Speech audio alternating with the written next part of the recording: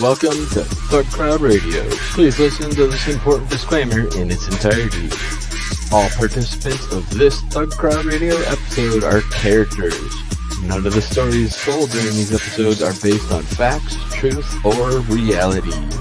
All works of fiction displayed during this episode that resemble real-life situations are coincidental and are not meant to serve as guides or tutorials to commit any crimes in any country. Please consult an attorney for local laws and regulations.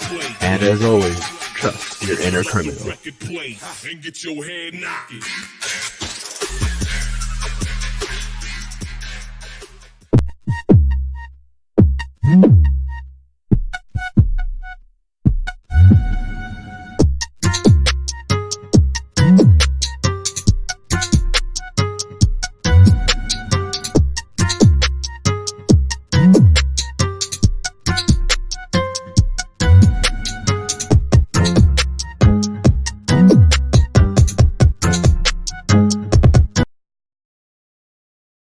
Hey y'all, that was quite a, I can't really tell if I turned the sound off correctly. I'm just gonna X out of everything. Hey everybody, what's up? Welcome to ThugCrowd. Welcome. Woo! We're going to talk about Chinese chips and bullshit. Hello everybody. Welcome to another Howdy. of ThugCrowd. We out here, everything. How's everyone doing today? Anyone do anything cool this weekend? I made good progress with Zigbee modules. That's a lot of fun. Oh, hell yeah. Hung out with a group of 8 girls. That was great. Just clung on to a ladies' night and had a good time. That's awesome. I've been working on the microcontroller I was speaking about that I'll probably release docs on, I don't know, later this week. Nice. What did you?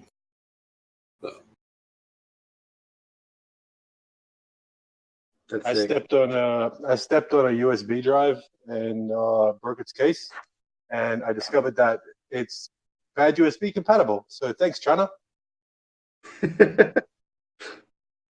I think that's this generation's Legos. It's been a wild week. I still don't have a. No. You. What'd you do this weekend, man? Yeah, What'd what'd you you do? What'd you do, I've bro? been on call, and I've had to deal with a bunch of things. Trying to deal mainly with getting a new router. Hopefully, I'll get one soon, so I don't have to stream off of multiple phone hotspots. That'll be awesome. Hey, what? Hopefully you don't have any backdoors and hardware embedded. Yeah, I'm hoping. I just want to. I'm in like a place where there's very different style of how they deliver internet. So, yeah, I'm excited to see what they say when the telco people finally come around. DSL versus cable, or what? What do you got? We got a token ring network. We have a bunch of thin clients. Everybody in the town is given a thin client that connects to this mainframe, and that's how we all get on Facebook. Dang, you better not disconnect. You're going to screw over your neighbors doing that. I know, right? I'm not sure if you're trolling or not. Like, that's Facebook. What? Fantastic. Everybody gets on Facebook. Yeah, that's the only site we're allowed to have. Is the new anti-net neutrality laws make it so that we only are allowed to access Facebook. And the CFO owns stock in it. I'm just kidding. Okay. Amazing stuff. So, I have an exciting announcement for everybody here.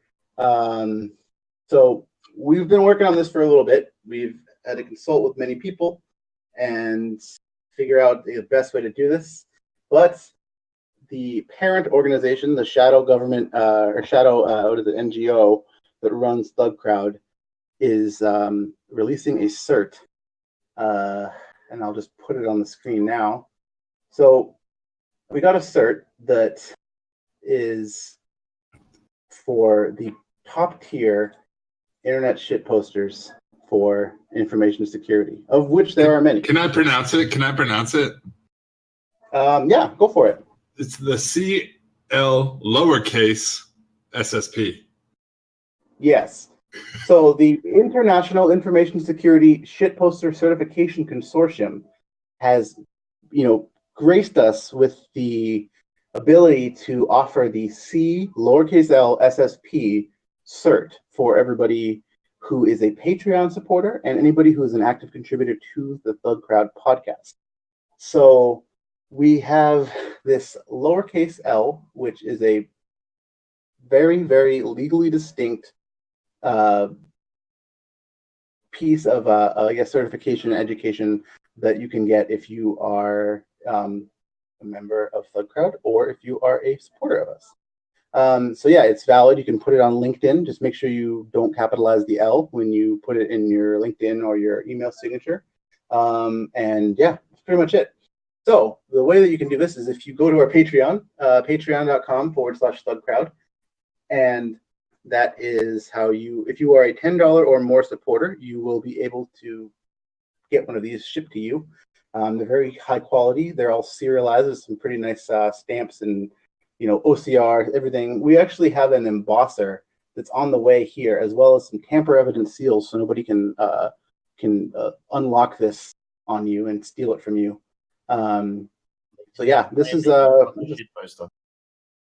Yeah, so the thing is it's the certified lowercase l security shitposting professional is the official definition of this. And so, if you also, anybody who does anything that we think is really cool, we'll also probably give these out to them as well. I thought certified lowercase security shitposter. Wait, what? Say that again? I thought it was actually the certified lowercase security shitposter certification. It can go however you want to. You gotta just, if somebody asks you, you gotta tell them the official definition. That's the only caveat to using this.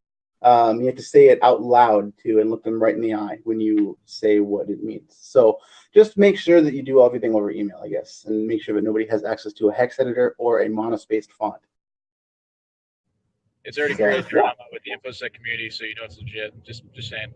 I actually love during the week when we had somebody claim that they were a CISSP, but they were not able to distinguish the lowercase l on Twitter. Shout out to that guy for sticking with it.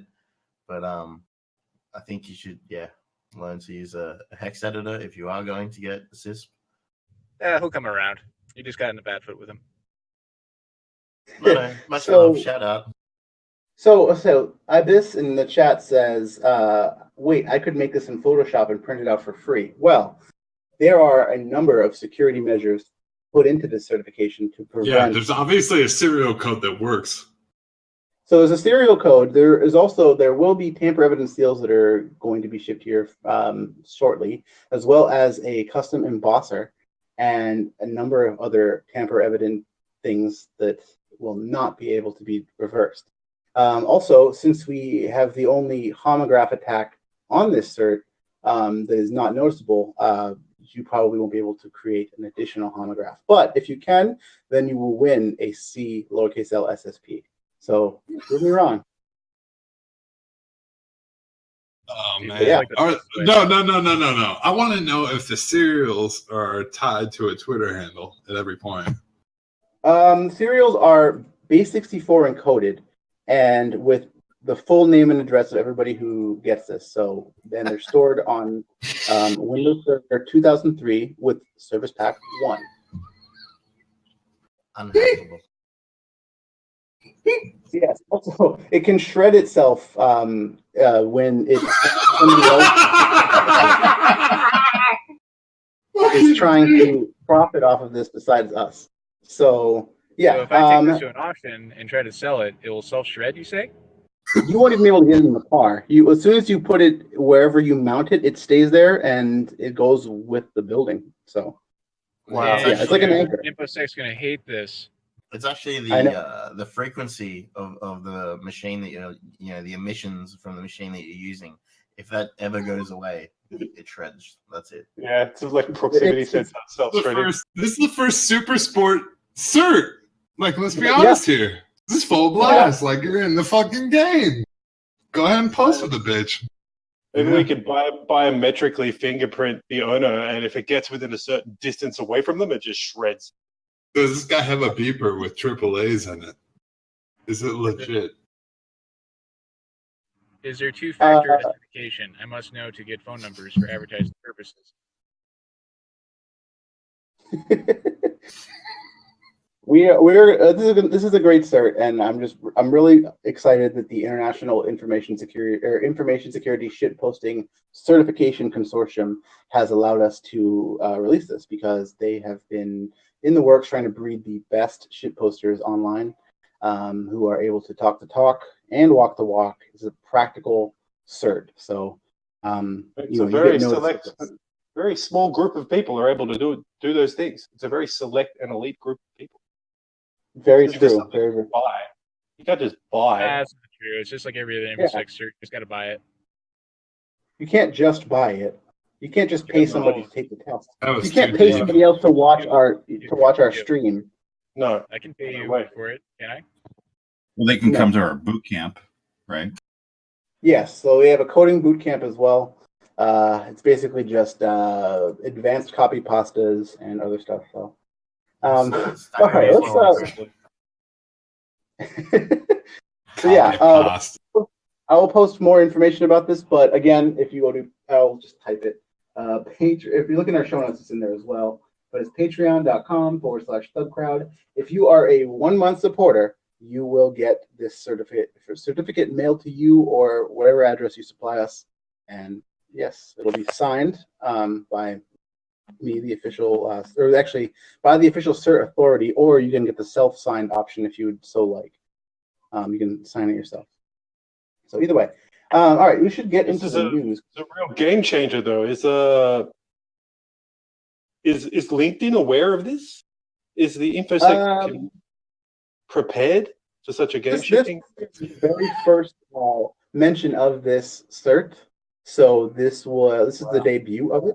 I'll be posting the information about it on Twitter later, but I wanted to keep it exclusive to the stream. So if anybody has any questions about it, they can hit us up here on Twitter or on Patreon, or if you see the post later, you can obviously talk about it. Now, anybody can claim that they are C_L SSP, but sometimes you may have to produce documentation depending on, there's a lot of custom stuff and other things that you might have to go through to be able to prove that you are who you are with this cert. So just letting you know, everybody has a heads up. Everybody's got a number. Yes. So let's get right into the news here. We got I posted the show notes, right? Yeah, some great ASCII art. That's all I saw. Best art. The showstopper. Oh, there we go. Thanks, DZ. Updating my LinkedIn right now.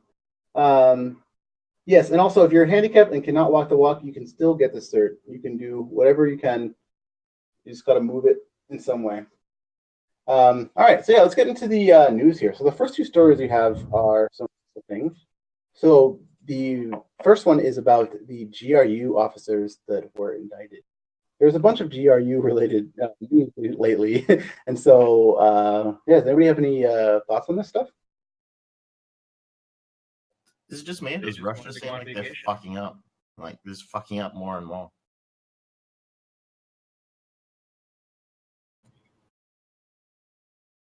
Yeah, honestly. Well, what are you going to do about us? I mean, they've obviously gotten a hold of Bloomberg. I think...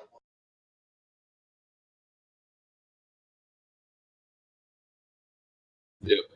The thing is, like, the Olympics, like, they give that much of a shit about the doping scandal in the Olympics. Like, come on. Like, what? Don't they have better things to do than worry about, like, Olympic doping scandals? Well, I feel like the Olympic doping scandal thing was a huge part of this, but this is also just as many other sort of organized crime level things when they have to actually go after people that are involved in them. They're usually going after them for something that they know that they can pin on them to be able to then get them for other things that they are involved in, because they're clearly involved in a bunch of shady business. So this is one thing that was very clear that they had done with the Olympic stuff. And yeah, I feel like it's just their way in to probably be able to get more questioning for them. Wasn't there one guy who was found on a dating site?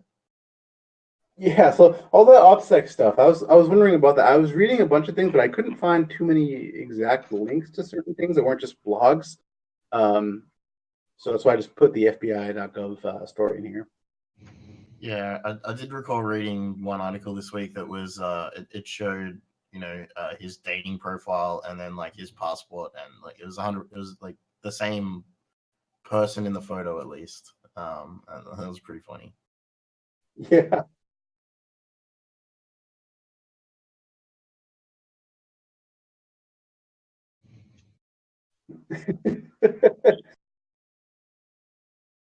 Yeah, I feel like that it's only really a matter of time till somebody finally gets a hold of people who did certain things, and it's hard to stay advanced and persistent for too long, As he chuckles under his own breath. Yeah, we know. So the next thing, the next headline here: Russian banana stand hit with a flamey boy. This is the Internet Research Agency. This is the or not the Internet Research Agency. This is the, what are they called? The Federal News Agency. Which one are they? There's so many different acronyms, and one of them is Federal News Agency, and then it's referred to as the FAN. Either way, the Russian troll farm was hit with a Molotov cocktail. I just love there's a Clearly, Russian the troll farm. Russians. They're the only ones who use the Molotovs. It's in their name. They invented it. Clearly, they invented the Molotov. It had to be. They invented hot cocktails. But like, imagine working at the Russian troll farm. Like, what do you They do? like for their a job stuff like spicy. that? What are you gonna say about that? They like their stuff hot and spicy. And it's make memes all day. Yeah, I mean, I'm pretty like it's definitely very sketchy. I mean, I could see why somebody would be mad at them, but I could also see why they would just get rid of it. It's just a way to get rid of evidence. Yeah, definitely data destruction with a fire. Mm-hmm. Absolutely. Just very interesting though that this is, as things are closing in on some other people's, they going away. Now the next story that we have here is the one that's kind of just been all over the place because everybody's been talking about it, and there's so much contention about it, and it's actually weird. It's like kind of leaked onto so many other news outlets for, I guess, regular people outside of the infosec circles. About the Supermicro hardware implant story by Bloomberg. So now, where does it stand right now? Like, there was another news outlet that was posting the same thing. Can't remember what it was, but it was a leading news outlet. And I don't know. I think you take this moment in time to like split what you follow and what you don't. In my opinion, There's a couple news outlets that were talking about that. Yeah, I know Bloomberg, and I think The Verge said something about it at one point. It all seems to spawn back to the Bloomberg stuff, though, and a bunch of researchers on Twitter were kind of like the Grok and Snare put out some old bad BIOS type memes again. Basically, like, my understanding is that it was a big hype story, and there wasn't a whole lot of tech to back it. Some of the supply chain stuff that did come out of it, though, was like Supermicro boxes being shipped with old firmware on like Ethernet cards and stuff like that were vulnerable. And then the companies that investigated it, being like Amazon, Google, Facebook, etc., and anybody who was buying them were basically saying that, like, we flash them before they even go in the DC. So, they get the latest firmware updates. See, he just answered my question before he even fucking asked it. God damn it. Yeah, I think we can't exactly come out and say, actually, we found those like 2 years ago, and we've been looking at them for 2 years. Sorry, we didn't mention it to anybody. Like, I don't think you'll ever hear like a Five Eyes Nation come out and say that, or any of their friendly companies. So it's kind of what I expected. major players and the US and UK and I guess Australia, if asked, will say, well, we didn't really have that issue with those devices getting into our networks, but we take these things seriously, and that's about it. That's all I can really. There was some other research that showed that there were cases of like SOIC 8 chips being dangerously close to sensitive buses. And when I say sensitive buses, I mean like I2C and SPI that is on the that is between the motherboard and the BMC, the outer band controller. So like, you know, whatever KVM, ILO, whatever you want to, whichever technology you want to name it. And so that is pretty dangerous because those chips, you know, they have VGA redirection for the console port over network. You can mount virtual disks. You can do all kinds of stuff. So if there was something on that bus, that is a very dangerous place to have it.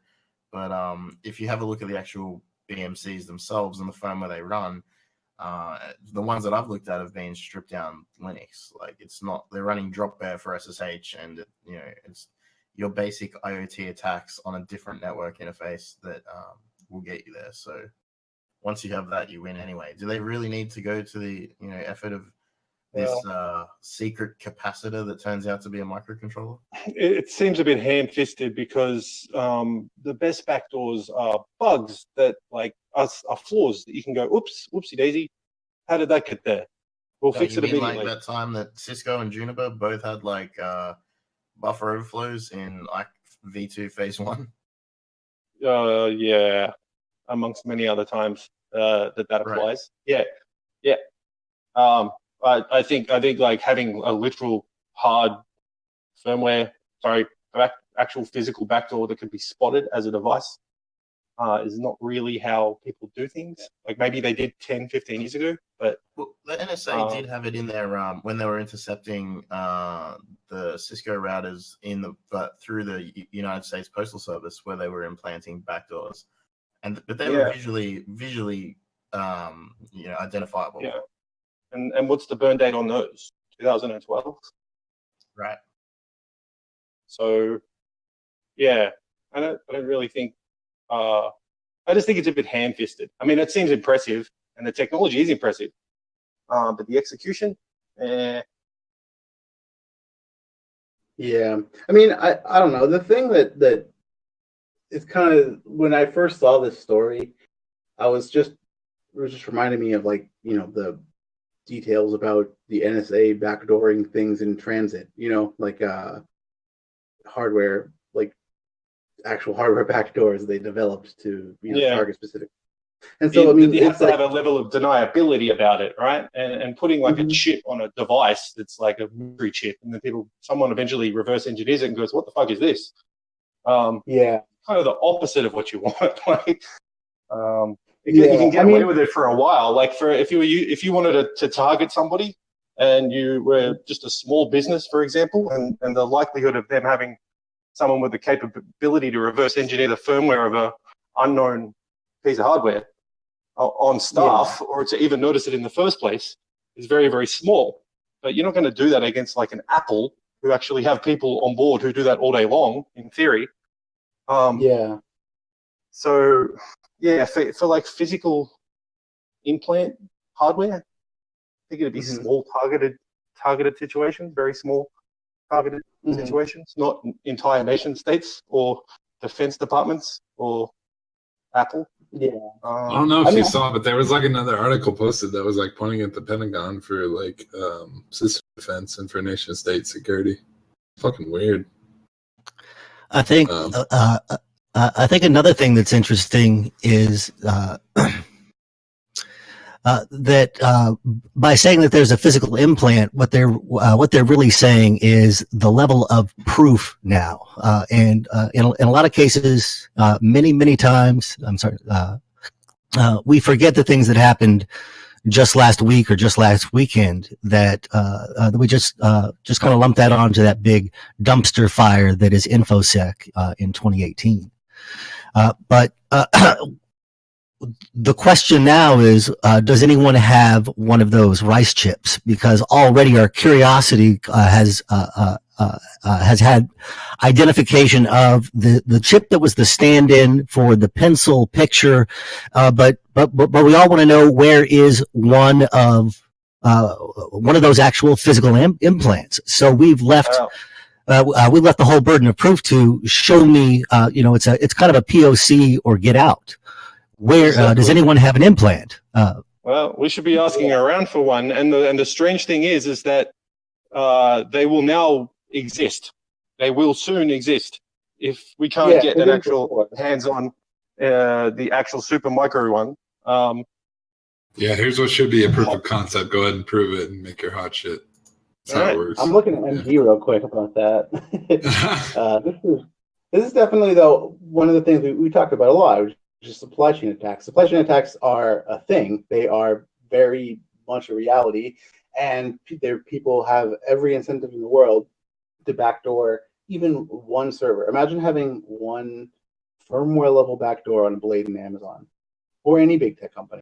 You have to do quite a bit, and it's the same thing as I say, if in 2010 and before we could develop Stuxnet, I mean, who knows what's possible at this point now, and the fact that people are, you just have to have the motivation, and the motivation is pretty high, especially for corporate espionage, especially for targeting, dissidents and, actual nation state warfare. I'm not saying that this is necessarily true. I'd love to see whatever this thing is, but it's just a matter of there is an incentive. This has already been proven to have happened in multiple other scenarios carried out by our government in America, and that's just a thing that we know about.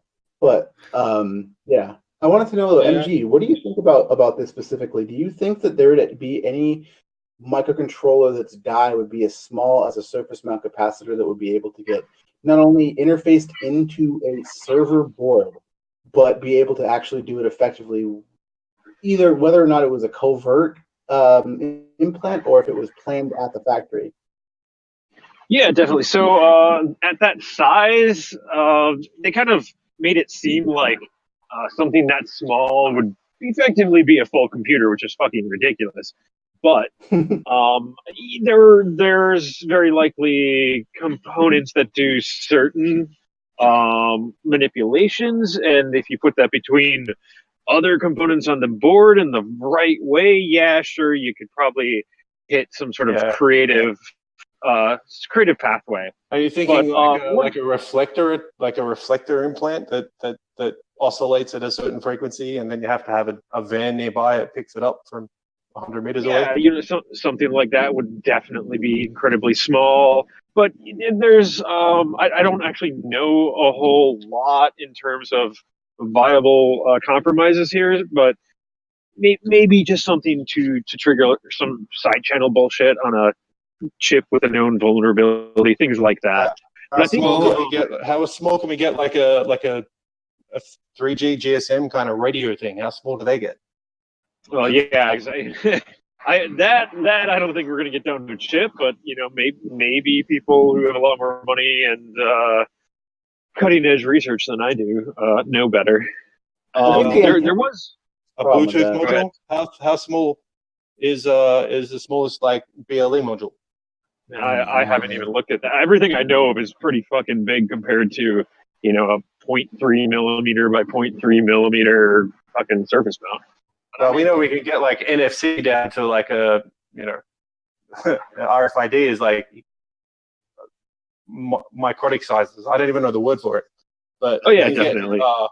We can get something to vibrate and pick it up and transfer data at very close proximity, very small, very cheaply. And if you scale it up, maybe you can get something that's a radio that speaks in a range of 50 meters. It's very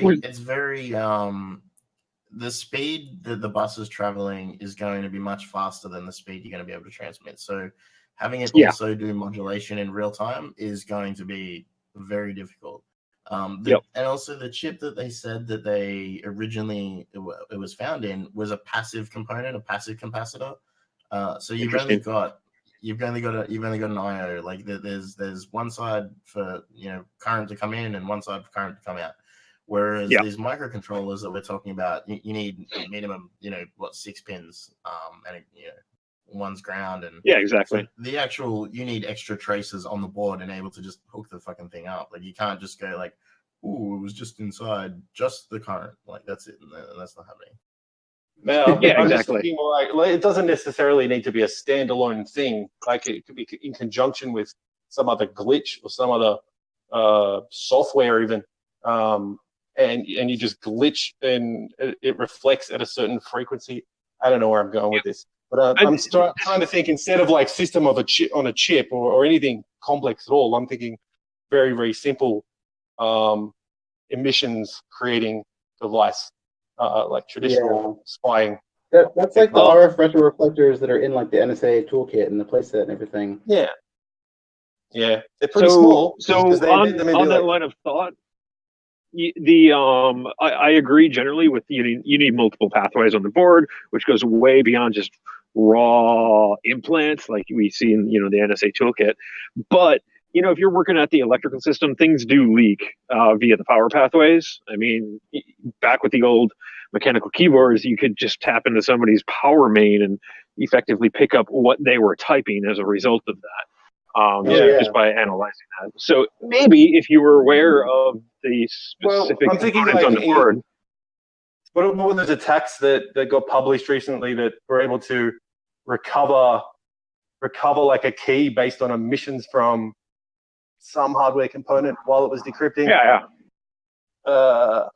I forget. Yeah. So if you're combining, like if all you're going after is like a private key on a server, for example, then and you're going to capture that emission somehow and retransmit it somewhere else, that could be pretty small. Definitely.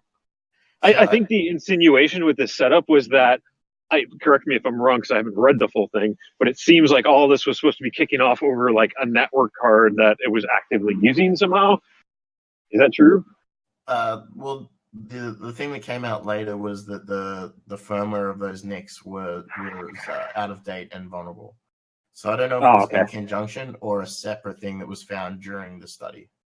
Interesting. I suspect there's some truth buried within here and a lot got lost. There's a really interesting thing that it's definitely worth knowing. A lot of the interesting technical details that supposedly supported this came from an interview with Joe Fitz. And Joe Fitz basically has now come out and saying, hey, I did an interview with these guys. I said, this story makes no sense, and here's why. But then he went on to say, if I were to do this, or, let's approach it from a theoretical, how in general you could do hardware implants, he then, explained all that.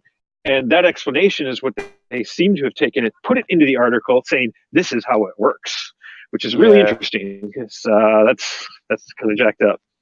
If you wanted to do this sort of research yourself, by the way, like if you wanted to see what you could do really cheaply and easily and sort of get started on this implant style stuff, go down and buy a Raspberry Pi. As much as I hate Pis and I think they're pieces of shit, they do have an SPI interface. They do have a JTAG interface. They have some other shit, and they're good CTF boxes. Yeah, and you can you can start trying to interface, with that cheap hardware, and if you break it, it doesn't matter. So just grab yourself, a bus pirate and a Raspberry Pi, and start trying to bit bang on SPI until you get somewhere. Yeah, that's good advice. How much do you think that would start up cost you if you were to buy a Pi or a Pi Zero and a bus pirate? And maybe one other thing that you need to Bus Pirate V3, a bunch of hookup cables, and maybe a breadboard, some resistors, and we're talking and the Pi itself like $40 maybe. I mean, you're not going to get it down to the size of a grain of rice for sure, but you're gonna start somewhere. Cool. I think until we get the evidence, because someone will actually give us, or at least will accept some level of, it's too classified for you to see it, but we verify that there is such a thing. It'll always be a guessing game of how it is that we think we can fit it into that little tiny chip. So I think that we can all agree that it's little, and that that they didn't have a picture of it next to a pencil. And at this point, we have denials from major corporations. We have accusations from the press. So where does anyone have one on a board? Has anyone found one? This is something that was supposed to have already happened. I think if it is indeed something that was discovered in sensitive environments, then hopefully only the right people have their hands on it at the moment, and it's not just a free-for-all. And in a couple of years from now, maybe people will actually find the thing that they were talking about. Yeah, I think if it is that sensitive, if it's not that sensitive, and we can just take it at face value, and if Apple says no and the US government says no, it's not an issue, then just move on. Wait for the amateurs to catch up. If you did have one, right? If you had this magical chip that you've discovered, or you think that you have it, and that was supposed to already be deployed, not. So somebody already was supposed to have solved this and deployed it into supply chain. Any day now, then there should be pictures of it on Twitter. Somebody going, "Hey, I found it. Here it is. But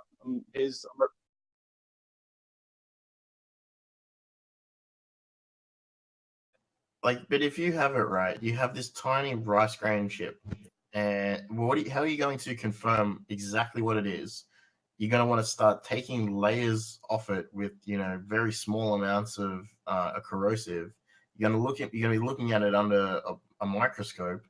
There's entire shopping malls full of guys in China that do this all day long, and in Shenzhen.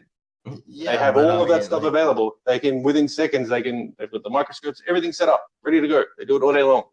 So they're looking at the logic gates, and then you've got to go like, okay, so here's the gates, here's what it does, here's the components inside of it.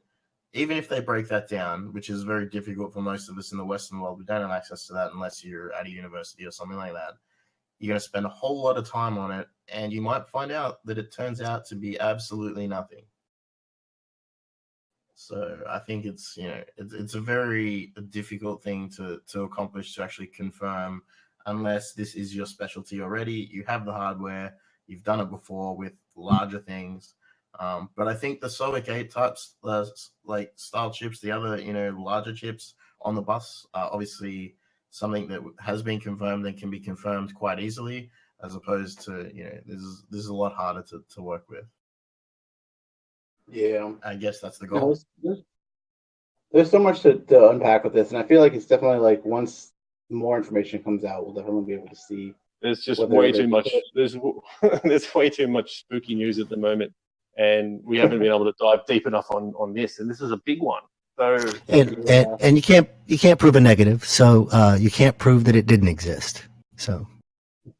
Yep, exactly. Just like Jesus, pray the O-Day away. Yeah. So given that, what do you think about stock markets, and people saying publicly that this isn't something they're susceptible to? Well, it's certainly, if you were shorting Supermicro, you'd be laughing all the way to the bank. I think if you were using, that's what I'm referring to, is that dip that happened after this news was released, and what's occurred. What top level government or what top level people do you see that are still exploiting this for what it is, based on the facts they're seeing presented?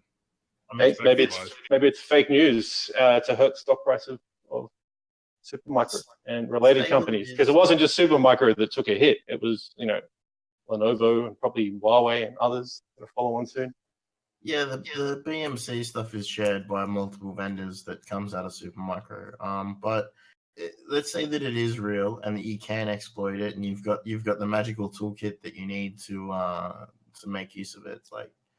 if it does exist, nobody's going to notice for some period of time. There's going to be like a large window before anybody confirms it. So, and even if they do, think about the way most like data centers that are, the shitty data centers. It'll be proactive nonetheless. Yeah, like if you're running like a cPanel data center, WHM, selling websites, and you've got all these super micro boxes, guess when they're getting patched? Never. It's such an infeasible attack, though. I mean, why would you attack a big publicly traded components manufacturer with super space grade Space Force quality kind of rice pebble kind of thing it's infeasible, but we're here trying to dissect how it is that we could make this happen, and we're never gonna get one of those little transistors or whatever it is that moves 1 or 2 bits across something that theoretically could transmit data over a covert channel, whatever we want to rationalize. There's no such thing. There isn't. And what we're at what point are we going to take as proof that it isn't there? Right now, Amazon is saying that there was no such thing. Right now, a lot of people of corporations are saying there was no such thing. And we have a news organization that said that there was. So that's the interesting part too, is like what network level are you not monitoring, or where does this happen to where you can't pay attention to it? Honestly, that's where I'm stuck. At the same time, they're actually trying to act strategically to not actually have plummeting prices. The stock market actually, right after we've been hacked, you guys, they could be just saving face. I mean, I think the end of the day is that, 29A, you're right. Like, we just have to ignore it and just go on. What if it was a supply chain? It was a targeted supply chain attack, but those servers were just supposed to go to like the government of who cares, and accidentally 30,000 servers all over the world put this device in it. Magic. InfoSec magic. We love drama. Go ahead.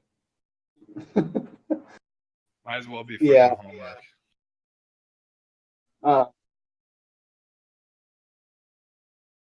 Cool, thanks. I feel like we should move on. We have a couple of other stories to cover. And definitely talk more about this later on. So the next thing is Google Plus shutting down after cover-up of a data exposing bug. So this one has been interesting too, because it's similar, I feel, in the way that it's been presented, because we've had high-profile stuff like Facebook lately, and as well as this other accusatory tone of the Supermicro stuff. This is basically people writing about how Google is. The start of this article is Google is about to have its Cambridge Analytica model, and it's saying basically that the third-party developers had access to Google Plus info since 2015, and Google discovered it and patched it. So they go into detail about how this works, and it makes sense because people have used Google's third-party apps forever since they've come out, and so there's obviously strong evidence and precedence for this sort of vulnerability and people exploiting it, and there's obviously a reason to do so. But then Google puts out a statement saying that they have not found any evidence of any developer aware of the bug that they had found in particular or abusing the API, and they found no evidence that any profile data was misused. Now, this is kind of like conflicting evidence about whatever this is, but at the same time, I was thinking about it in terms of, everybody here has worked at companies that have found bugs and vulnerabilities that they have closed, and you kind of have an oh shit moment, like when you realize that something's been wide open, like your FTP server, for some reason has anonymous login with all of your, prod code in it, but then nobody's ever accessed it, and you can tell by the logs, and you're searching and don't see there's no rootkit, there's no foul play that seems to be involved, but it's something that you're just like, oh god, how did I let this happen? That's what it seems like to me, and I don't know what you guys have sort of read about this to understand it, but interesting.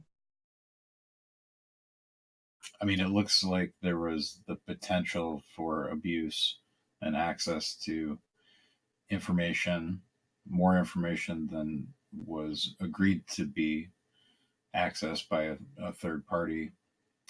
It's definitely in the same vein as Facebook. Like there was the potential of data, of access to information, but not necessarily, it didn't necessarily happen ever.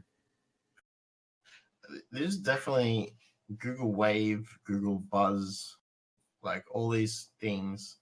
I guess at this point, with the amount of people who use Google Plus and the threat that this served and the amount of money that it would cost to remediate it, I think this is just a good point where Google just go, you know what, Google Plus is one of the failures that we've had.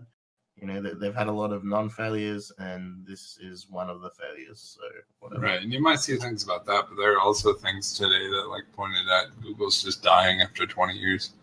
There's not so much data collection that they can do anymore, which is interesting considering they just launched the Google Pixel 3 and a bunch of other quote unquote smart home devices, where it seems at this point like they've far surpassed the point of being secure in favor of deploying data collection utilities and devices. But I mean, with their acquisitions as well, I think with a certain someone found a third party which had command injection through a semicolon. I don't know if they want to talk about that, but that was pretty funny, and it seems to be quite common, the kind of way that happens. But I think Google have diversified enough through. Obviously, their search engine is still the number one, but through Google Cloud and through other services, G Suite, Google Docs, all that shit. That's I think they're not going anywhere anytime soon. No, but they are at a point where they've got the best. They've got one of the best security teams in the world, right? I don't know if it's the best, but project, bro. Yeah, shout out to. And the breach that they had was before GDPR. So this is before That's all. true. The penalty for this would be 2% of their annual earnings, but this is pre-GDPR. So they withheld when they disclosed it under the old rules, and under the old rules that means that they may be subject to class action lawsuits. But none of the repercussions and it's just a case of following the big breaches. You remember Facebook just got breached in the billions and all of the well, this was the best time since the breach was discovered, to be released in the news cycle by Google for something that happened a long time ago. And it was before all the penalties. A Friday afternoon story. Yes. So while Supermicro is happening, might as well let that Google Plus thing out as well. No one will notice. Sneaky. Yeah, I mean, I don't know. Google Plus has always just been, I feel like, a data mining thing in general for most people, or OSINT researchers, because it just tends to also catch a lot of your older Google profile activity, and that's pretty much it. I've never seen any other use for it, really. Yeah. But anyways, the next story that we have here, we have a couple different bugs that are pretty interesting. First one here is in microtic routers, and it was basically some remote code execution bugs that there was a remote code execution and a directory traversal bug. Basically allow people to do kind of whatever they want on the router, to read files that are going through it, and it's also very specifically there's a buffer overflow in an sprintf function in a binary on the router. And this what we have here is pretty cool. It actually points exactly to the parameter and everything in the code, so pretty neat. But yeah, I guess do what you got to do to update these routers. I think there's a clear indicator here that there's something wrong when this router is running PHP and passing those parameters obviously to printf. And I assume that PHP is compiled against the vulnerable version of like libc or whatever. And or maybe it's just passing it on the command line directly to something else. But either way, not the command, it's passing a shell command. If you have a look in the article, you can see it's like percent S, percent S, percent S, percent D. Like what year is this? Yeah, it's literally format string bugs that people joke about. Wow. But yeah, no, there's a lot of it's just there's a lot of these too out there. There's There's around almost 40,000 devices that came up on Shodan. It's pretty interesting as well. Yeah, I'm going to call this one a backdoor instead of a bug. It's just pretty, and it's pretty balls out, really, to have like a format string vulnerability that's exploitable client side from an authenticated user in get parameters. Yeah, that's a fantastic remote code execution backdoor right there. I think the directory traversal again is like just another common PHP fuck up. Like it's too easy to fuck up, and I wouldn't call that a backdoor. I'd say that's probably just a straight up mistake. It's easy. Yeah. So the other one here, let me grab it. My internet is very slow right now. The one in the Cisco digital network architecture software. So basically, Cisco is saying that there is a severe flaw in this. And what was it? Yeah, because earlier there's hard-coded credentials for the default admin account on this earlier this year. And what was this bug? I just read this too. I'm just trying to look. I'm looking. So the CV, there's a CV listed here, 2018-15386. And it's saying that it's CVSS3 rated at like 9.8. So 9.8, to get a 9.8 out of 10, like that must be remote. Like it must be it's a network vector. It must allow for a privilege escalation or changed privilege scope, and a whole bunch of other things to get it that high. Yeah. So I think that's pretty hilarious. It's more interesting is like, what's the one thing that it's missing that it would make it a 10? It's because it's like over SSL or something. It's like it's like I think off the top of my head, the last 10s I can remember were all struts. So yeah, right. Yeah, no. This one here was basically auth bypass and could directly connect to services.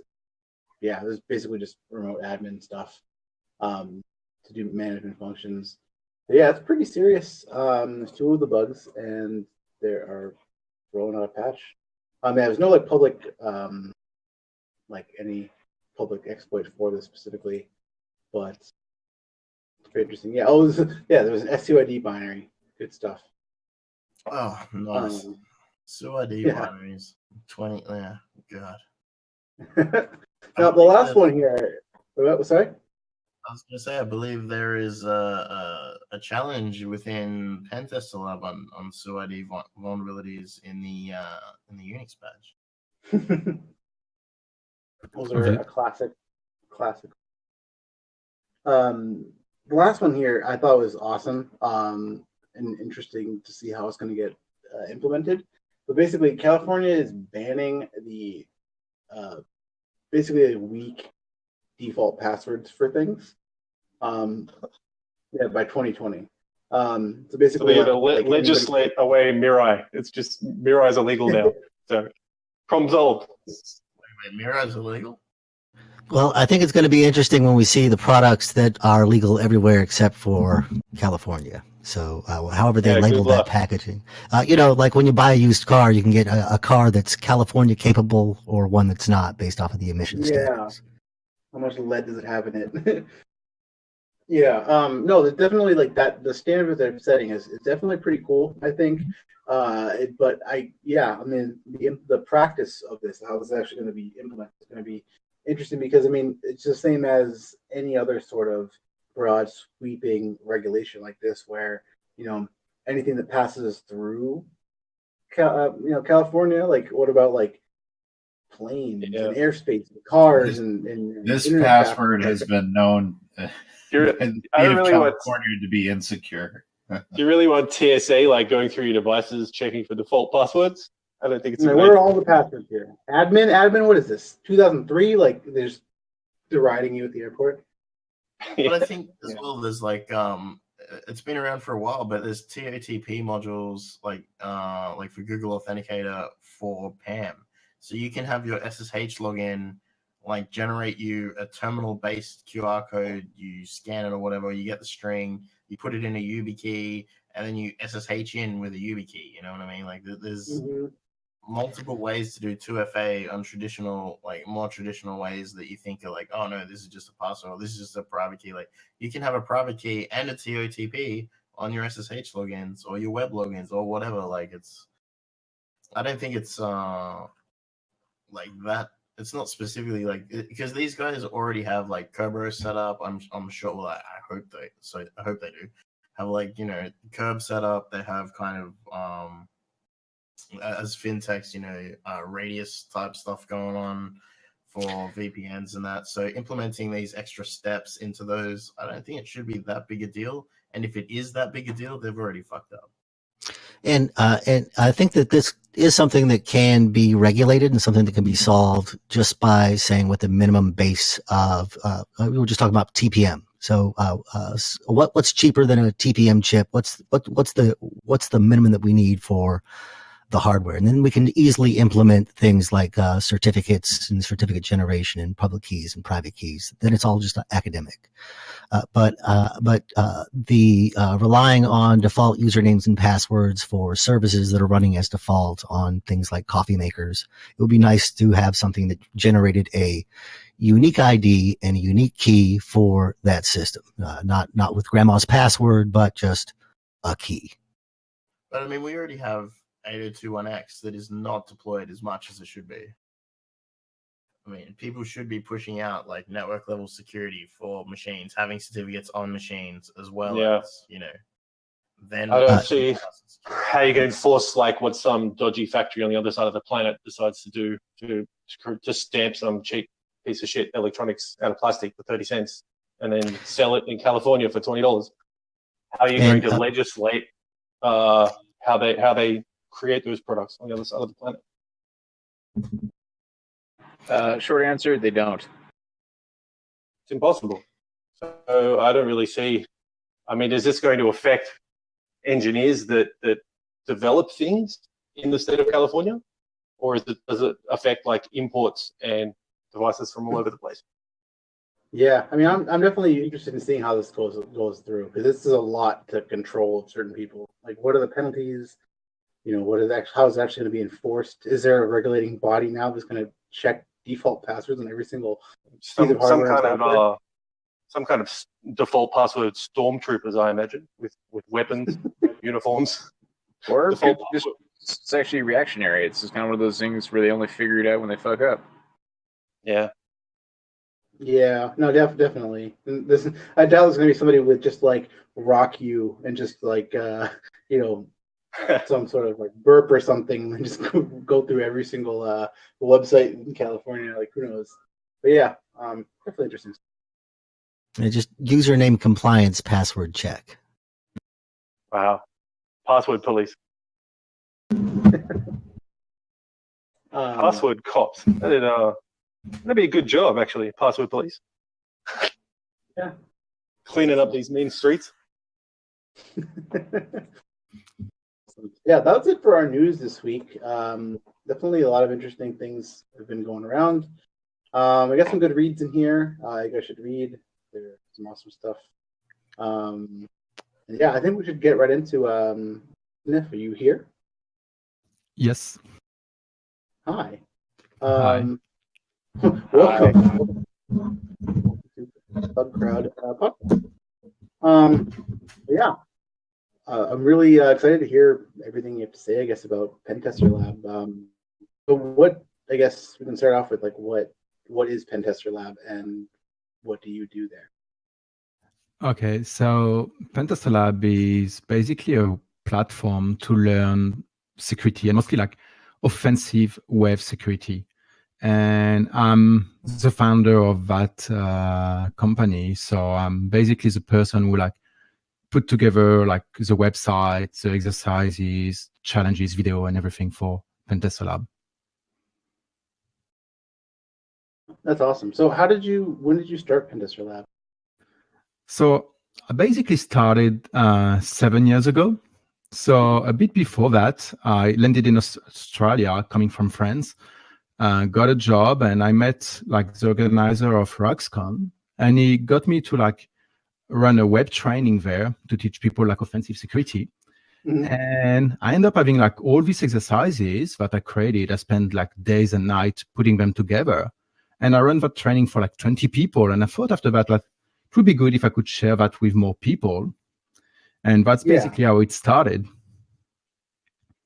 So, PentesterLab has sort of come a long way from downloading, ISOs and sort of running them and trying to attack it.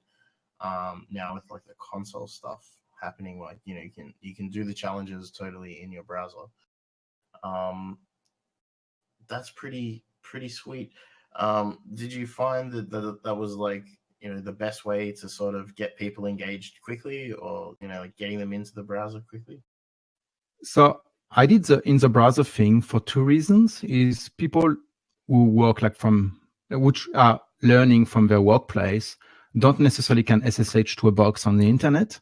So that was a way to bypass that. And it was working really well with my current automation. But I try to avoid doing that too much, because the problem is that I found with some learning platform is you do everything in their interface, and then you get back to your laptop to do real testing, and you don't have any tool installed, you don't have anything ready to go. So you're basically fucked. So that's why I'm trying to avoid.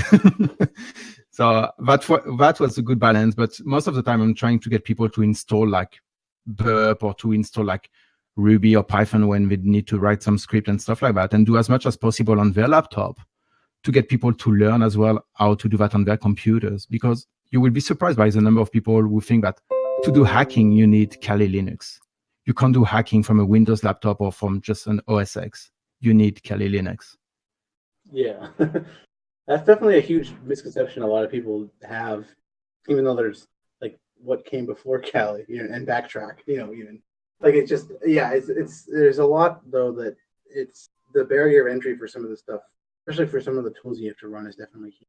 Well, the people that make Kali Linux have a vested interest in ensuring that people have the idea that you must use Kali Linux to do penetration testing, because they have a certificate to sell. So with PentesterLab this year as well, you did training at DEF CON with Bitcoin CTF. How did that go? So yeah, we did 2 workshops at DEF CON with Bitcoin CTF. Amazing guy. You need to follow him on Twitter. He's running probably one of the hardest web CTF around, and like it went amazing. So one of the workshop was on JWT, so JSON Web Tokens, and the other one was on code review. And I think people enjoyed the JWT a lot more than the code review one, because it's more fun to own stuff than reading like boring code, especially the one I wrote. But yeah, it went awesome, and we got some amazing feedback, and people really loved it. Cool. So in the lead up to like when you were starting out PentesterLab, you mentioned that you ran a training at RoxCon as well. I guess over the time, a lot of these challenges have come from different things that you've seen as a tester. So with your background, I know that you were back in France, you were doing like dev stuff and dev training. How did you transition all that into security, and how do you think that helps make PentesterLab a better resource? So actually in France, I did like an engineering degree in like computer architecture, and like most of the people I used to study with went to become like Java architects, and thankfully I end up like doing security. And yeah, so from there, I just like have a background as a developer from that formation, and I always enjoy like writing code and things like that. I initially wanted to be like an embedded system engineer, but then I end up like doing more and more security and enjoying it even more than embedded system. So that's why I was pretty confident I could write code, and especially like vulnerable code. It's not too hard. Everyone is doing it. It's true. Cool. So there's a free version of PentesterLab, which I recommend it to a lot of people who are like, teach me how to hack. I'm like, just go to this dude's website, and they're like, no, I don't want to pay. I'm like, it's free, fool. Like, just sign up and try it. But what bonuses, like, so like the free stuff is good. So what's the difference between the free content and the pro content? So a bit of history. So when I started doing PentesterLab at the beginning, I wanted to just like sell ISO and PDF, but I wasn't like, I probably did 2 sales in like 6 months or 8 months. And I was mostly looking at impacting more people. So then I started putting everything online for free and more exercise. And all of these are still online for free. And 2 years ago, I decided, or 3 years ago almost now, I decided to do like a paid version. And I started adding like more and more like private exercise and still putting some free content online. But it's mostly like, firstly, online access instead of like downloading an ISO, getting videos as well. So you get to hear my nice French accent explaining how to hack shit. And also like you got like more exercises, and they are like better organized than the free version. But I think for anyone looking at starting, you should look at the free stuff and get an idea of the way I teach stuff, because it's important to find the right fit. And also, if you're like a complete beginner and just like, oh, I'm a developer, just thinking about getting into security, you should check the bootcamp, which is completely free. And it just like links to the stuff you should read before getting into security, because those are important concepts. I did like so I've run through, I don't know, maybe 4 badges of PentesterLab at the start. I was gonna do the whole thing, but when I was doing that, I noticed, for example, the XSS challenges in the beginner's badge. I think it's 5 XSS challenges.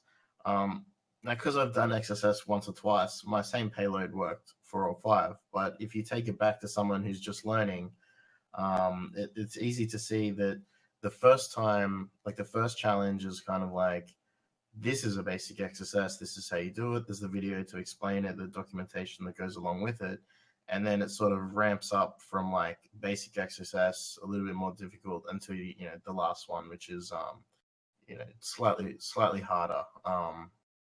It sort of ramps up each go. So I think that sort of can show more impact in there as well. There's a few different things though a few different technologies that you showcase on. Is there what's sort of is it mostly web stuff you want to show off, or do you want to expand? Like how far do you want to expand on the different types of shit to own? So I think I will probably mostly focus on web stuff, because there's so much to cover still. I'm just at the beginning, I feel like, even if there are like 200 exercises.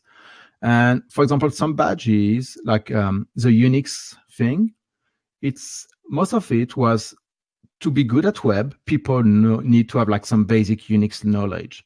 And without that, they can't do anything. Or it's so hard to get to the next step that they're going to need to learn something about Unix, about like command injection, about basic Python, basic Ruby, basic Perl. So that's why I did more stuff in this direction. Same for PCAP. Like I realized that a lot of people don't look at HTTP request and response, or don't know a lot about DNS. So I thought like, okay, I'm going to put together a PCAP badge. So this way, people will learn that stuff, and then they're going to get better at web stuff. I also do like a bit of Android at the moment, because I think like that goes well with web. Like I think it should be probably named like AppSec Labs more and more. It's more like Android, maybe iOS in the future, and mostly web. Cool. So when you complete the badges, you're talking about there's badges and there's a certain amount of challenges in badges that have different difficulties. What's the reward for the badge? What does gaining a badge get you?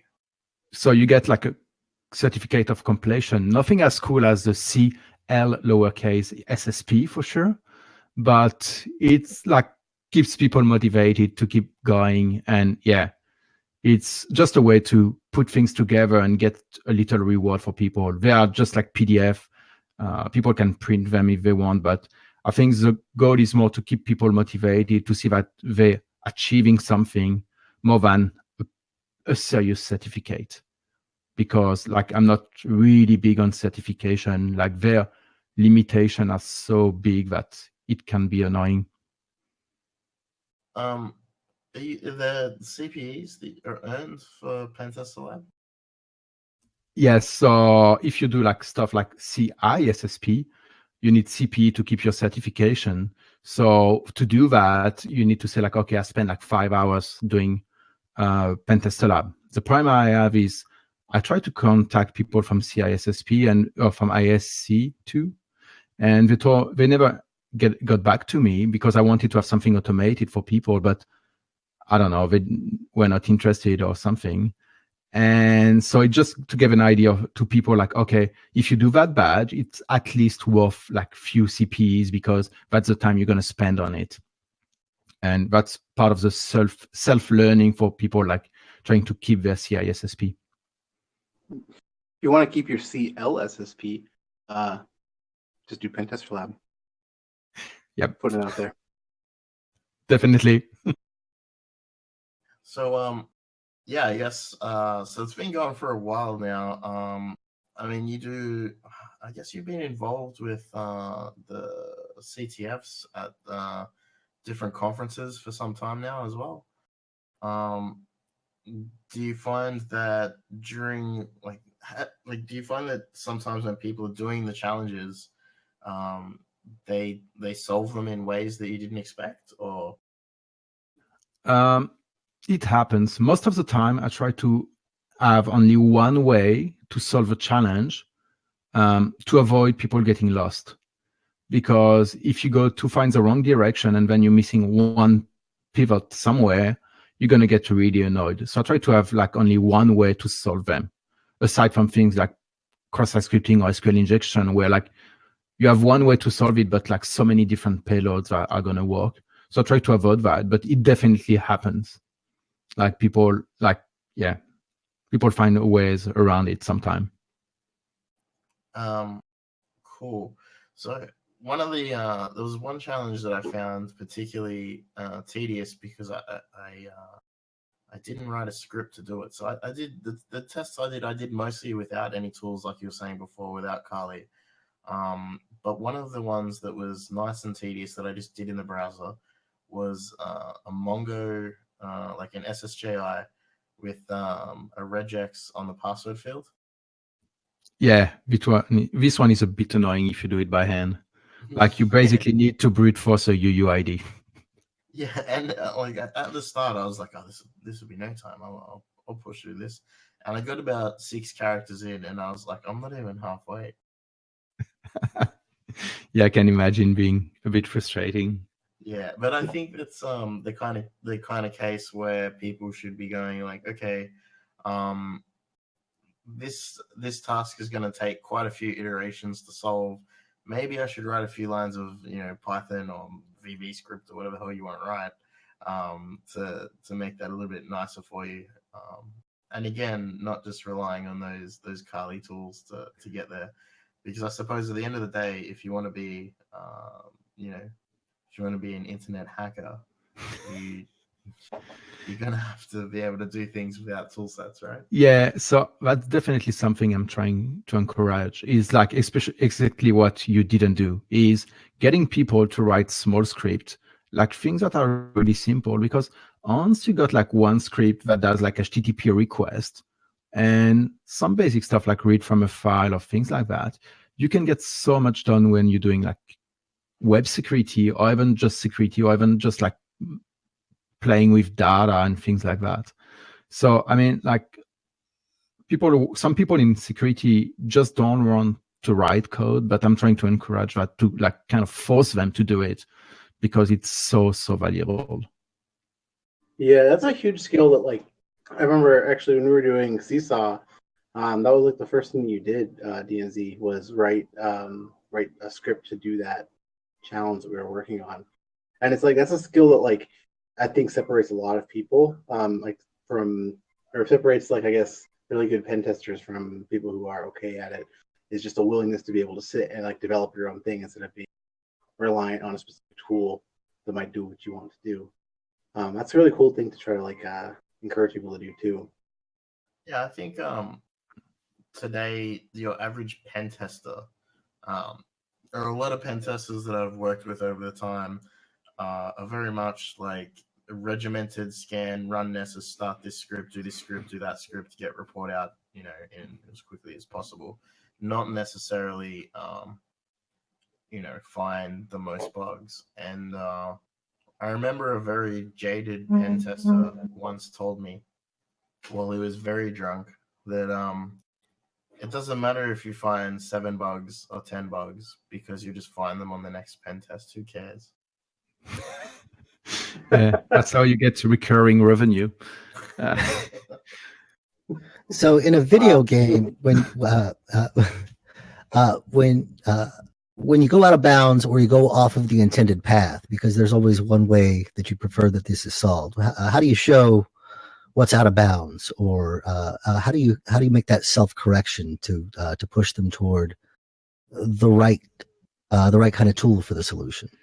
So I don't have this level of monitoring to tell like exactly what people are trying in real time, because hard to set up and very intrusive. But I think so. The idea for people like going through the course is more like, you try on your own. If you can't find the solution, you check the course to see like, okay, this is the general direction. This is what I should be doing. And if after checking the course, you just can't solve it, you check the video. So you have like really like how to do it, and you get all the details. But yeah, that would be good to be able to have like in Excel, the little thingy telling you like, okay, oh, you probably want to do that, and your payload for this SQL injection, like Clippy, right? But yeah, it's hard to build. Like Clippy, but with a very heavy French accent. And thank you. Wow. It just pops up and out of nowhere, it just starts ranting at you about HTML5 canvas parameters. Yeah, they're doing it wrong. I'll tell you, Clippy plus French will not sell well. Well, more like ThugCrowd. What is French for Clippy? I can't even think. Is there a word? Paperclip? Yeah. I don't know how we call it in France. Thank God I didn't spend too much time in Excel when I was doing pen test there. Snyff, have you considered using like collaborative kind of desktop environments? Like cloud desktop, I guess is the word. C9, that kind of stuff? No, not really. Like, I want to keep the price low. So if I do something that is too involved, it's going to increase the price. So maybe that could be like a upper tier or something like that. But then it gets complicated for people, and like having like shared desktop, maybe like pushing it a bit too far, and then you got like security issue with that, and yeah. It seems to be a challenge for like one-on-one mentoring with pen testing. How do we connect people together and work in the same environment? And it's not just for CTF or training or anything like that, but actual live testing across teams is very difficult. Yes. Even some things have changed. We have Burp Enterprise now. Maybe things will change. Yeah, I was about to say, even just sharing data between your scans and stuff like that, or even just like agreeing on a sitemap to say like, okay, I'm going to test that part and you're going to test that part of the website. Yeah. It's just like not a solved problem yet. Yeah, it's difficult to do that kind of thing. Like one of the things that I was wondering was how, actually, it was kind of completely off topic from this, but it was how do you actually develop these sorts of challenges and things for different skill levels? So this is the kind of thing that like a lot of us here, like we're doing our live CTF stream, like a marathon in a month or in a couple weeks actually, and there's certain people that like have made their own challenges and they're trying to pick their own stuff for them to do on the air. But I've been trying to like, for certain people that are asking if we could, because we've developed some of our own like CTFs and things like that. But how do you go about actually developing these sorts of things to make it so that it's not too insane for somebody who's just starting out, but also like gradually, like how do you gauge like, you know, the skill level and how do you actually tailor towards that kind of thing? So the good thing when you're doing a course as opposed to a CTF is you can give more hints to people with the course, where if it's only a CTF, it's a bit harder. The idea, I think, is having a lot of them and making sure that they're not too easy. Like, as you said, like if they're too easy, people will just get bored and stop playing. And if they get too hard, people will just get discouraged and just stop. So for me, the idea is I got a lot of them, so it's easier, and I put them by difficulty, so you can just say like, okay, I'm going from that step to that step to that step. But yeah, that's the really hard part about it, is finding the right balance between too hard and too easy. And yeah.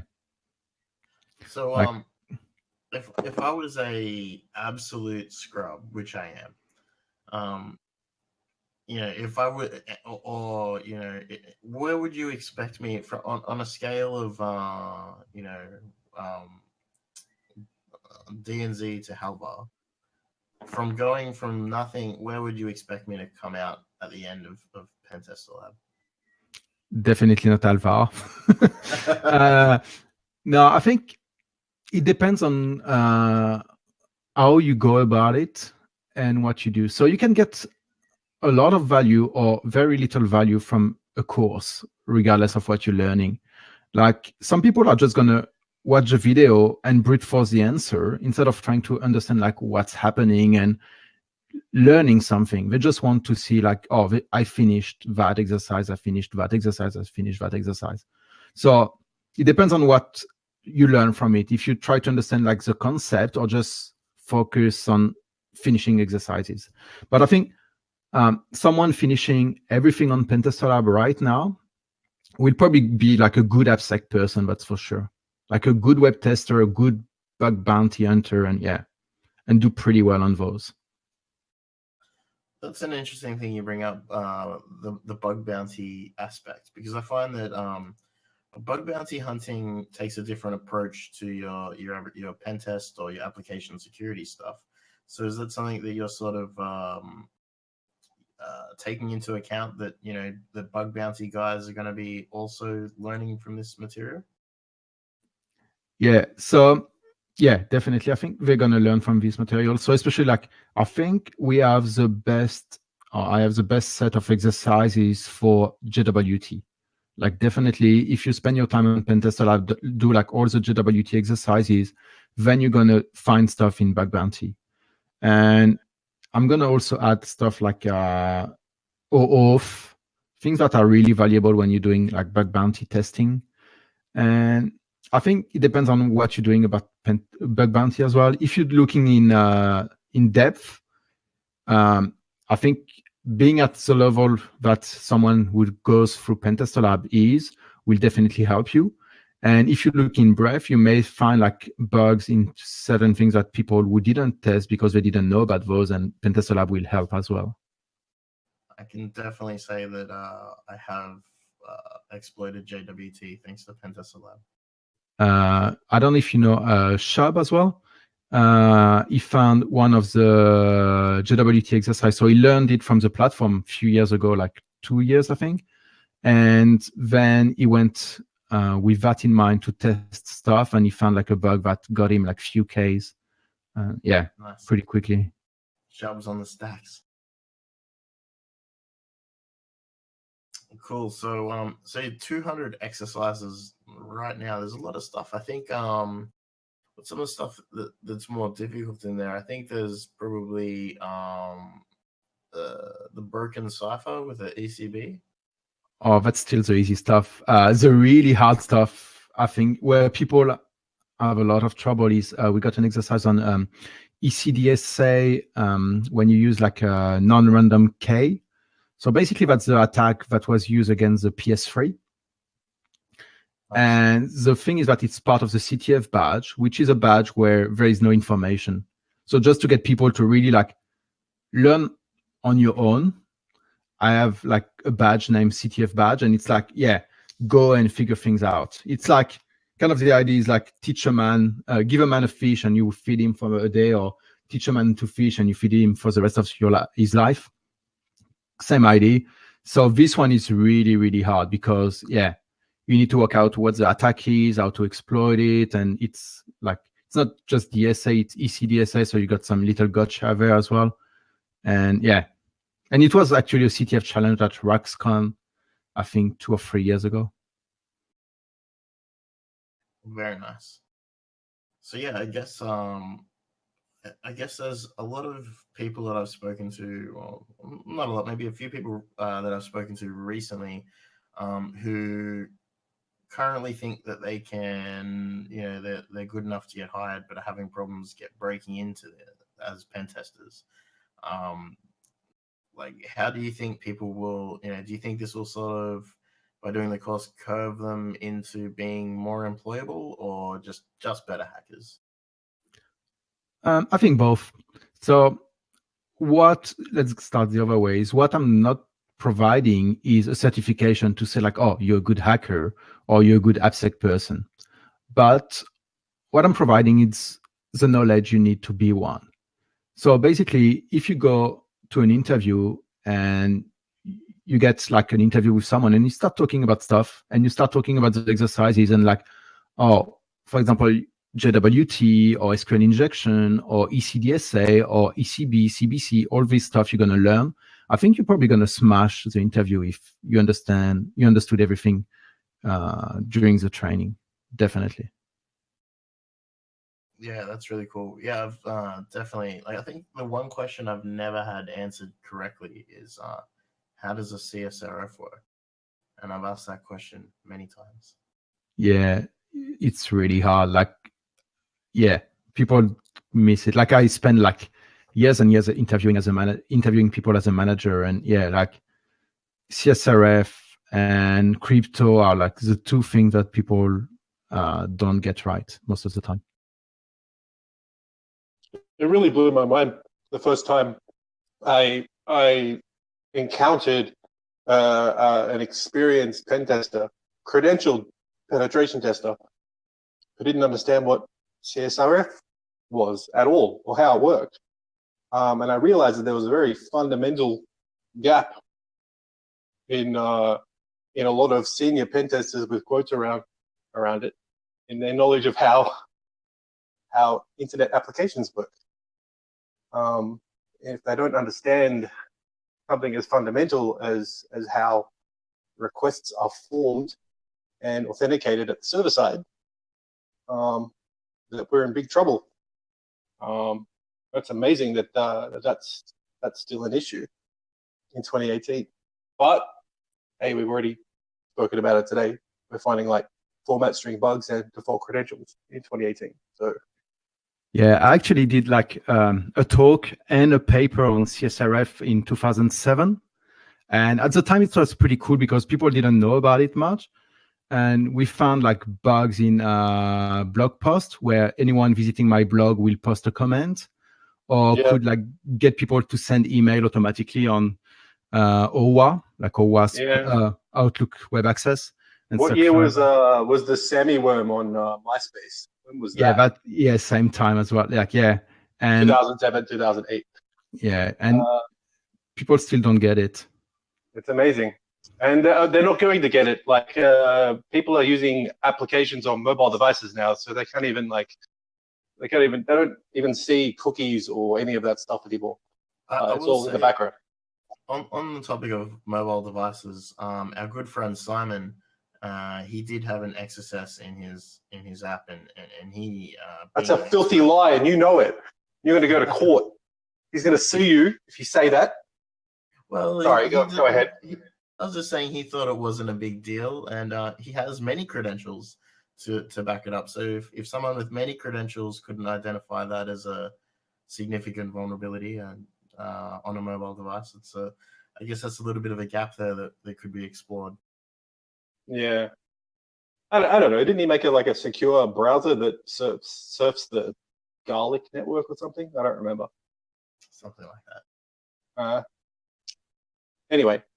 So PentesterLab time, like if you were to, so a lot of students often say, like I've got uni every single day, like I've got college every single day, and I don't have time to do self-study. Like how much time would you expect sort of a student to invest in PentesterLab to get significantly through it? Like how much time does it really take? Ideally, you will spend like at least maybe 4 or 5 hours a week. But I think that's the way to have to learn something. Ideally, you will do that more often, maybe like an hour every day. But I think if you, start doing 4 or 5 hours a week, you get like a lot of value out of it. And so with the payment module, is it a subscription module? I don't know. I've never paid for it. I'm sorry. Don't say that. No, it's a subscription. So it's monthly subscription, or you can go yearly. And we have also like a promotion for students. So instead of being like $20 per month, US dollar, it's like 35 for 3 months for people who are studying. That's cool. So yeah, $35. Make the most out of your time. Don't go and get drunk instead. And you might. But it's fun to get drunk before school. So for $45, for an extra $10 on top of that, you'll have the C lowercase L SSP certificate up to 3 months. Yes. Good idea. So, Snyff, I wanted to ask you, we're talking about, things like JWT, CSRF, XXE, all the different, I guess, more exotic bug classes that people might not know how they work. Which I guess bug classes do you think are they get the least attention but have the highest impact? It depends on whose attention, I guess. Like probably like things like deserialization bugs are pretty big, and not a lot of people are researching them or looking at ways to do interesting things with them. Probably, I don't know, like it depends between pen testers and bug bounty people. People doing bug bounty will spend their time on bugs that are going to pay, whereas pen testers are more interested of covering everything. So different crowd, but I think definitely like serialization, and even if it got a lot more attention in the last 3 years, I think it's still going to get bigger and bigger. I think the SSI bug that you displayed for the Python, is it in Ginger 2, maybe? The one that was disclosed through Uber's bug bounty? Yes, I think so. Yeah, that one was, I thought that was very, that was a very different way to exploit it, to, use those unescaped template variables to get all the way through down to code injection. Like it wasn't a straightforward path, but it led to a very straightforward outcome, Yeah, I think one of my favorite is actually, it's not a pro exercise, it's a free one. It's a code exec. So that was the wiki used by Debian back in the day. And it's such a nice bug. Like you can look it up, and you basically have you're creating a tar file, and this tar need to be like a valid Python plugin for and from that you get code execution. And it's like you don't have much room to do that, and you need to know a lot about Python to do it properly as well. It's an amazing bug. Like, check it out. Is it using like direct Python bytecode rather than Python code? No, proper Python code. Yeah. Yeah. That's cool. I find that the server side, I guess you'd call it server side request forgery, attacks against like local RPC services and local endpoints in stacks from client side. That's a huge attack surface, especially on mobile devices. It doesn't really seem to get a lot of attention. We see it sometimes with like domain fronting attacks and stuff where somebody can override like local host and actually get it like a RPC interface to like a Bitcoin wallet or something on someone's desktop. Yeah, like the Electron vulnerabilities. Yeah, but actually that's one of the way to exploit CSRF as well. Like I was working on back in the day. But yeah, all these stuff are pretty cool. Like Well, I think anybody that was working on beef like 10 years ago, their head must be spinning now how little we've progressed from back then until now, and how little has improved. But then I guess that's always true in security, and we just have to get used to it and try not to get too jaded.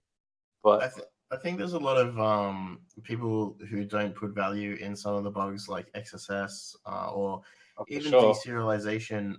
So like you mentioned, like, so for example, I was able to get a UDP broadcast for Python unpickling, which is a deserialization attack, to a process running as root on 3,500 routers. Like that was that was disclosed to the ISP. It was found in a lab, blah blah blah. But like that's the kind of bug where it's like, whoa! If somebody had have just looked there for the 5 or 6 years that was in the wild first, that's definitely something. Some other things as well, like with deserialization. Like I remember finding one deserialization bug in a Microsoft stack, and it wasn't very exciting. It was an underprivileged login that was posting JSON, but it was creating a stack trace, and the stack trace was viewable by the admin, and there was an XSS in the stack trace. Awesome.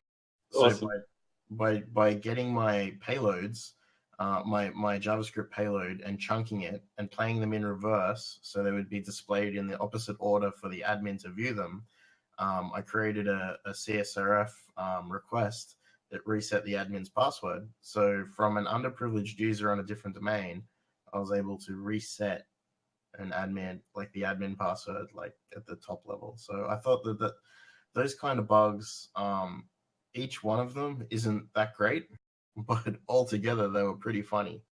Tell that to Facebook. Yeah. So we're going to see lots of like some of these things are boring. Like these bug classes are boring, and the examples that you learn in a lot of CTFs or labs or whatever are not very exciting, and they have CVS scores that reflect that. But when you chain them together, a bit of this and a bit of that, suddenly XSS to RCE isn't just a joke anymore. Yeah, it actually occurs. And I think this is where the where like these PentesterLab explanations, I guess, learning how each of them work, like you were saying, as opposed to just completing the challenge, would give you that those ideas to chain them up, to put them together, how they work together, rather than finish the challenge. Yeah, these fundamentals are pretty important, and especially if you want to at some point in the future find your own classes of bugs, kind of need to know how to chain bits and pieces together in AppSec world. Definitely. What's the policy on broadcasting or streaming content from PentesterLab? So it's a bit complicated. So I'm trying to avoid people to so people can, if they want, like solve like the free exercise and put that on YouTube, as long as it's not like for commercial purpose. Like I don't want someone to like take my content and create their own YouTube channel to promote their own stuff and get money out of it. Yeah, sure. Yeah. So, which kind of makes sense to most people, but most, not all. One other thing I do is like for the free content, if you like at a uni or something like that, or running a workshop, feel free to use it. Like I haven't put like, if you look at the from SQL injection to shell exercise, you haven't got like a meetup link, and those are slides ready to go to do a presentation. So you can go like organize a meetup and use that exercise to run, and the slides to run the meetup and to like teach people basic SQL injection. As long as it's a free meetup and you're not making like money from it. So we're sorry. Go ahead, Remy. Sorry, yeah. ThugCrowd is doing a 24-hour hackathon here, actually, in less than a month, right? I heard of it. Yep. So it would be great to maybe get an exercise, your permission to do one of the more advanced exercises on that stream. That sounds great. We can even organize like a pro exercise if you're interested, or even like multiple like free one, or just one pro and multiple paid one. Whatever you feel like. I'm not a pro. I'm not a pro personally. Or even if yes, baby. But that sounds awesome. That's wonderful. Thank you. Even if you need like specific challenges, I can work on them and build them if it helps. So that should be really cool. We'll talk about it after the show. Sounds good. You did put out a new, was it today? You put out a sequel to Shell 3? Yes. Yeah. Nice. So how often are you putting out new content for people? So I try to put new content like videos and new exercises every week. So at least two new videos, or two new little challenges, or one big exercise every week, and more often if possible. And that's covered in the existing fees. So if you're already paying, new stuff for free. So that's really simple. It's like you pay to access it, and if you finish all the exercise in a day or a month, good on you. If you need more time, you need more time. And there is no like, you don't pay per exercise or per badge or per challenge or something like that. It's 0 or 1. Like either you get access to pro or you don't. And when you get access to everything. That's awesome. That's it's definitely a resource that I find. Yeah, that's where I send it. Like I always get like, go look at PentesterLab. How do I hack Facebook, bro? Just go look at PentesterLab. Like you might learn. So actually somebody just says, does PentesterLab accept Bitcoin or any other cryptocurrencies for payment? Yes. I got some payment through Bitcoin already, yes. That's awesome. I accept Ether and Tezos as well. If you have some. What about those Moneros? Those XMLs? If I can find a wallet for those. So you've branched, you've mainly focused on like independent people who are trying to continue their education. No, we have enterprise as well. Okay, that's what I was wondering is what that is actually kind of like. Because I mean, I feel like there's a lot of people who want to try to ask their companies to pay for them to do some sort of training, whether it be for actual offensive, like AppSec stuff, or even just basic code bashing, or some of those sort of like secure coding training things. But what sort of things do you offer, I guess, for companies that might be interested in this sort of thing? So exactly the same thing, basically. Just same content with like a nice enterprise UI to manage accounts and things like that. Because like a lot of enterprises need to learn as well. And I got like pretty big clients who just, need to train their people, either like their security team, their pen test team, their AppSec team, or even like their security champion or something like that. So that's awesome offer. So just back on the topic of running training courses at conferences and stuff, if my company wanted to get you in to run the training course, is that something you do as well, or just online? That's something I used to do. I haven't got to do it in a while, but that's something I can definitely look into if someone is interested.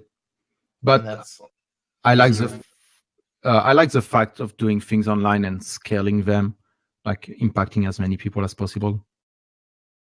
Yeah, hell yeah. But so you pretty much major cities in Australia you can do quick deals with, head out there, give a training day, come back home. Pretty much, or even further if possible. Cool, awesome. So yeah, did you want to? I mean, we were talking about a little bit about like what you wanted to expand to do too. I was interested in like what you would want to do in the future, because you had mentioned doing like embedded things, but are you looking to do more like anything to do with IoT or sort of embedded anything, industrial control systems, etc.?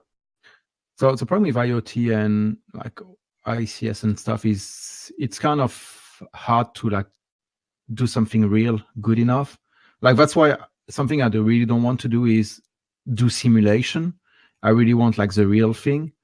And that's why I love web so much. And that's why nothing is emulated. It's like real bug with like real vulnerabilities, not like a fake thing.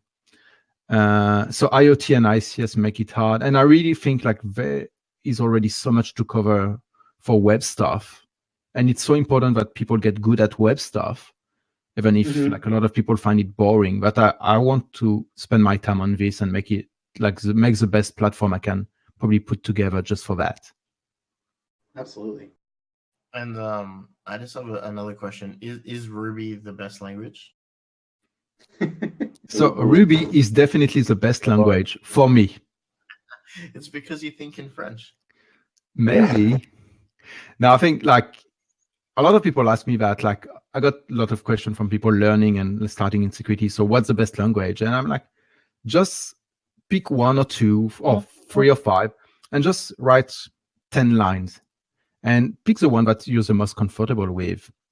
Just don't listen to other people telling you like Python is the best, Ruby is the best, C# is the best. Just like pick one out of like 5 because you like the syntax and you will be happy writing code in that language, and then write a lot of it. So short answer is learn all the language. All languages. Yeah. So with a twist, I think what you should do is learn one really well and then learn by comparison with that language instead of trying to learn too many at the start. You should learn to pop an alert box in every language. I think there's a wiki for that. It's all about that console log, baby. Russian Cowboy Elite in the chat asks, what is your go-to next? Sorry, I didn't hear you. Oh, Russian Cowboy in the chat here, stream chat, asks what your go-to like distro is, operating system. Yeah, so mostly running OS X these days because I'm old and I need to do videos. I used to be like a Gentoo guy. I used to be an Arch Linux guy. I used to be a Ubuntu guy. I tried everything, and I think it doesn't really matter. Get like same thing, like get one, get good with it, and just move on. Yeah, absolutely. And yeah, because I think if you want to work in security, you want to understand how the distro works, how to make it secure, but you don't want to spend your time like learning 20,000 distro. And you don't you dive too deep on one particular language or distro or architecture, and 5 years later everyone's doing something else and you're still hyper focused on that. Like you could be the best Perl coder in the world right now, but you'd find it hard to get a job as a Perl security expert. Yeah, although some people like who are the only one who understand like some system are starting to make good money from it because no one else wants to touch them. But yeah, And regarding like back to the Linux distro, if you want to focus on something, try to look at the Windows Manager and try to get one you really like and that works really well for you, because your goal as someone doing security is to be really effective. So you can test more, you can learn more, you can research more. So try to spend time working on your productivity and get a setup that works for you and where you can be really efficient. And don't spend too much time going to your mouse. That's a very Emacsy kind of answer, but it's a good answer. No, I'm a Vim guy. Well, I've never seen you personally use it, so I'm getting a bit suspicious. That was a good answer. No, everyone uses VM. No, I think as well, like it's a good point. Like with embedded stuff specifically, if you're using a router as your jump off platform and it just has BusyBox and it's not even the whole BusyBox, you've just got like SH and Netcat maybe, or maybe not even Netcat. Like you should be able to still get stuff done. Maybe not, to the level of if you have a full just with SH. Just with SH, did you say? No, just with BusyBox. So, like, you have the basics, ls, cats, and maybe Netcat wget and some other stuff. You can wget a new operating system. Okay, cool. And same thing with text editor. You should like learn one and stick to it, as long as it's not nano. As long as it's wide. Ooh, this is a very spicy podcast today. Very spicy. He's taking shots at me. Shots are being fired all over the place. So this is very uncharacteristic of the French. They usually hide underground. Spaces or tabs? Spaces. Yeah, spaces make 20% more money. It's true. The French. Sorry. So what you're saying though is a really good point that a lot of people I feel like miss out on, because it's easy to, especially when you're newer, to really be into like like what they call like ricing and trying out different OSs, different window managers and stuff. But that stuff is really valuable because you end up understanding what works exactly for you. Like if you I have literally written an entire suite of custom Vim and Sublime text themes that I just are good for me in my eyes, and you make me more productive. And like people sometimes think it's just a waste of time, and a lot of people tend to sometimes view that. I've seen that the sort of like why spend so much time making your desktop look perfect and everything, all the hotkeys going. But if it makes you more productive and faster, it's valuable in the long run to spend like 6 months developing what's perfect for you. I agree as well, and I think it applies to your like physical desktops in real life as well. Some people spend a lot of time organizing shit on their physical desktop and making it immaculate, and other people have crazy messy desks, and that works for them, depending on what you define as productive. So but you can go too far. You can go too far in that direction, and you become obsessive compulsive about it, and you don't actually get any work done. So.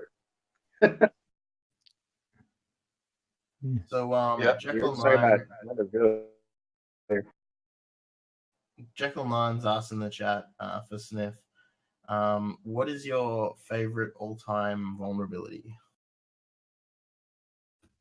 Wow, that's a hard one. So the moi bug in the Debian wiki was pretty good. There are so many. I think I really like directory traversal as part of the URL. When you have like an architecture with like multiple level of proxies, and you end up like accessing stuff that you shouldn't have access to, like stuff that you can't even get to with a browser, because your browser will do like the normalization of the path before sending the request. So imagine like get space slash dot slash manager slash HTML, and you get access to a Tomcat manager that wasn't exposed. I think I like these kind of bugs a lot. And what else? So I think phf.cgi would have to be your number one vulnerability, because that's just space at the end of a URL and then put Command C to execute as root. Right? Yeah. And I don't you can do it from Netscape Navigator. Not that old. Mosaic. What about backspace 28 times? I mean, that's got to be a favorite. Yeah. And I'm really a big fan of chaining bugs as well. and getting them to from low-hanging fruits to something really cool that no one thought about or no one put together. I think a good name for that would be insecure indirect object reference.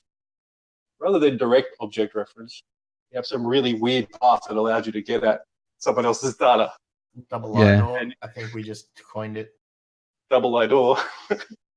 Heard it first here. I-or.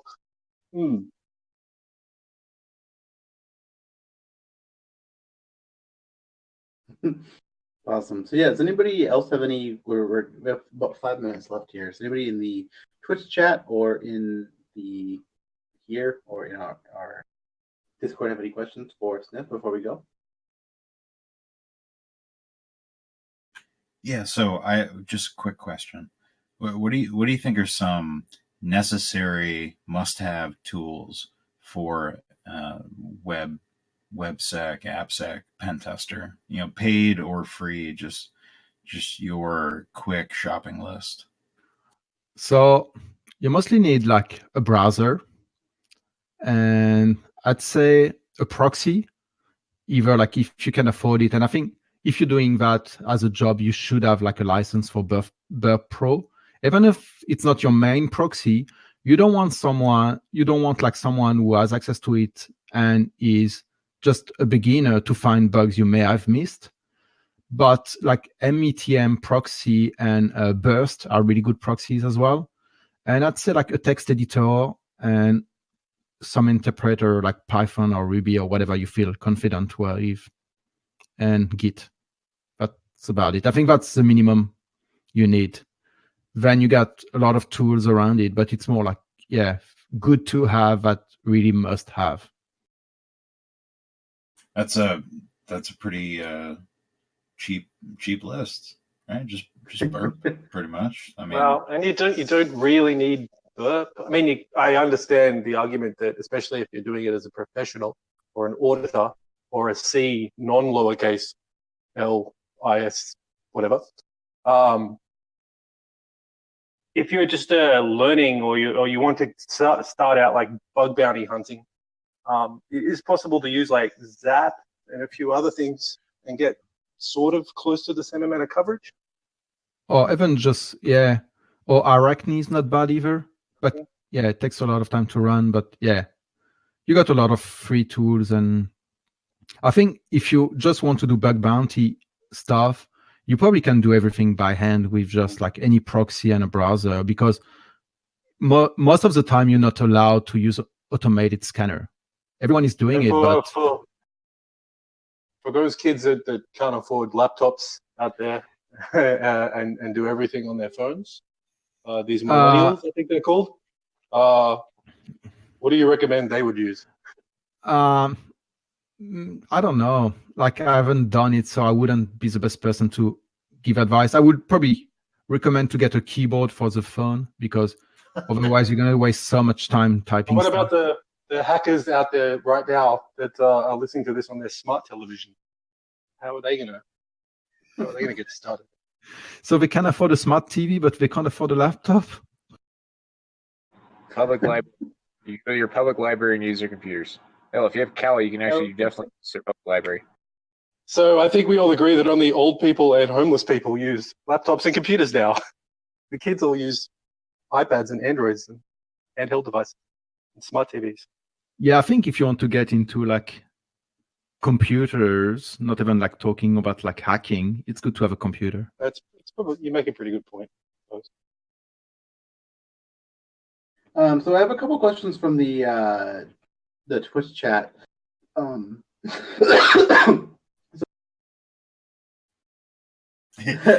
you okay? Is you okay? Yeah, I'm good. I am very good. So someone says, I know the site is called PentesterLabs, but how do you feel your training will be valuable for a blue team? So really good question. So I'm a strong believer, that if you want to do defense, you need to be good at attacking stuff. If you have no idea what people on the other side are going to do, you're going to get lost every time something goes out of the script and you don't understand why they're doing that. So I think having a good understanding of attack is really required, like regardless of who you are learning with or what you do, just like learn both. And a lot of people have this thing like, oh, I'm more a builder than an attacker or a breaker and stuff like that. Like most talented security people do both because that's so important. You need to know what defense you have, what defense a classic, like normal system has, and what attacks people can launch against your system, and what defense are in place. And yeah, you need to do both sides to be good at this thing, I think. Yeah, I've seen some of the best pen testers come from admin backgrounds. They're just admins for a really long time, and they'd seen everything, like every aspect of networking and engineering and application development and all of it, and then decided to specialize in security testing. Those guys tend to make the best red teamers because they've had so much blue team experience. And they know how people mess up or what people don't do because it's too hard. Actually, just got a fun fact. Someone linked the burst like tweaks burst proxy in the chat. As a fun fact, you guys work together, both French. Amazing. There's something in the water. So we actually went to the same school as well in France. I think all French people are colluding clearly. They're working together on something. I don't know what it is. It's a French mafia, but you can't tell. It used to be an empire, but kind of collapsed. Isn't there a name for the French mafia? ADM maybe? Yeah, Association de Malfaiteurs. Yeah, ADM. What is the national cryptocurrency of France right now? The white flag. I'm serious though. Is there a crypto that's specifically developed by mostly French people that's doing really well? I think there is. So they have the Twitter replacement, French-speaking people, yes, I think, but I don't know. I'm not really in touch with France anymore, unfortunately. So, can you just share with us? Sorry. You guys got two things on us. You got the Havoc firmware for pretty much the HackerF, and then also you have Mastodon. It's the two most notable things I can think of off the top of my head. Oh, Mastodon. Yeah, that's a big one. And PeerTube. And QueerTube. I'd like to though ask Snyff what you did last weekend. What did you build? That's a really Australian thing. So I built a surfboard. Yeah, he's more Australian than me. Isn't it? Is it warm enough to surf where you are right now? It's always warming up. You got headache for the first 5 minutes, and after it's gone. Yeah. Suppose if you take enough MDMA, you can surf pretty much all year round. Yeah. Keeps you warm. So the last question I want to ask you was from the chat as well. What is the stupidest vulnerability you've ever seen, in your opinion? I don't know. That's a hard one. Stupidest. I really have no idea. Like, yeah. Command injection. I guess the stupidest response to a vulnerability maybe is like I once found a cross-site scripting, reported it as part of like pen test work, and the guy said, okay. So I told him like you need to encode stuff, and he was like, oh, okay, I'm gonna remove like every script from the URL, from the parameter. I said like, no, you need to encode it, and we spent like back and forth for like 5-6 times, and every time he was putting something in place and I was finding a bypass, and putting something else in place and I was finding a bypass. And at the end, he just gave up and like properly encode everything. But yeah, that's probably the stupidest response I got. But most of the time, like after, like when you look at a bug, I like bugs that look really obvious on someone found them, but like hundreds of people looked at them or didn't look at them or didn't think about it. And then like someone pointed out and it's like, oh my God, this is there, and no one thought about it. I like bugs like that. Yeah. Yeah. I think coming at something from an unusual angle is always, I don't know, it's amusing, especially if it's one of those kind of bugs where you just assume somebody must have thought of it before. And you explain it to a developer and they go, no, that's not going to work. Clearly that's not going to work. And then you show them and they go, holy shit. I think those kind of bugs are cool. Yeah. Like we were talking before about firing XSS in, was it like a log file or a console or something? D&D was talking about. Yeah, stack trace.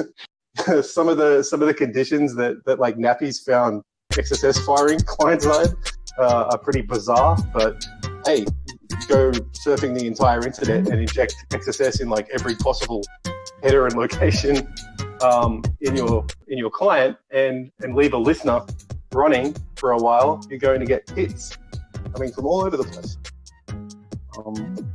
If you just broadcast like a URL across the internet on the wires, eventually something's going to hit that URL. Very strange. So hey, we should get going. It's 11:30 here on the East Coast in America. So yeah, but thank you very much for coming on and talking to us about PentesterLab. I definitely want to check it out more. I encourage everybody here to try out the free stuff and hopefully really build your skill set, do something as awesome as this. Yeah, thanks a lot for having me. Where can anybody reach you if they are looking to ask you questions or sign up or having? So they can just email me, like, so either on Twitter, like twitter.com/PentesterLab or /Snyff, whatever you prefer. And otherwise, Louis@PentesterLab.com. And yeah. Awesome. Thank you very much. And thanks everybody for coming and hanging out for the whole 2 hours. And yeah, so as we said before, thanks to all of our Patreon supporters. Thanks to everybody who contributes here, everybody who's chatting. If anybody wants any more info, we just posted on Twitter about the CLSSP cert. So that's available to all $10 plus Patreon supporters and guests, including you, Snyff, so you can get one. Hang on your wall, and it will never get removed because it will self-destruct. So, but yeah, thank you everybody, and tune in next week. We'll be here. We still have a couple of slots open for our CTF marathon. It's all coming together now in Discord. So if you're not a part of our Discord, go to ThugCrowd on Twitter. You get our link to join. And so yeah, until next time, thanks everybody. Bye-bye. Thank you. Bye. See you guys. Peace. Bye.